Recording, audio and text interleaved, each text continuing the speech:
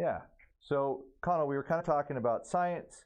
We were talking about God, and I said scientifically, it's actually provable scientifically that there is a God because you can't create everything from nothing. Does that make sense? Yeah, I mean, it's obviously that's I mean, yeah, it's a theory. Obviously, I mean. Well, it's not. I mean, you also. It's provable because we have the creation. So let me give you an example, right? So if you have a painting, how do you know there's a painter? Good analogy. Right? Because it exists. Exactly, because paintings. And someone has. Yeah, paintings just don't paint themselves, right? Mm-hmm. Okay, so if you have a building, how do you know there's a builder? Because someone built it. Yeah, exactly, because buildings don't just build themselves.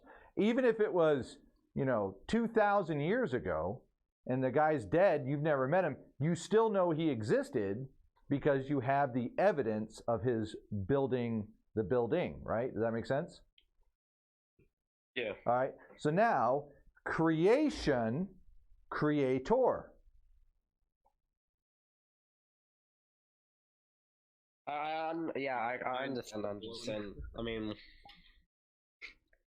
my hand is bigger. Yeah, than your head. I get it, but then you could also argue like that. How does water? No one does that actively, right? Make water, but hydrogen. Well, yeah, but all that we're come together. Yeah, we're making stuff out of stuff that's already here. God made everything from nothing. He literally spoke it into existence. Now, the question of who that God is, you can't tell that from the creation, but you can be sure that there is a God because we have all the stuff he made. Beautiful trees and birds and flowers and people and sunsets and the universe and gravity, DNA, all this stuff we have that was created from nothing. And so something had to create everything, something outside of the stuff that's created, and that's how we can scientifically know there's a God. Who that God is, that's a different conversation. But it is scientifically completely plausible to say, not in theory, but in reality, there is a God because we have the stuff he made. Does that make sense? Mm-hmm.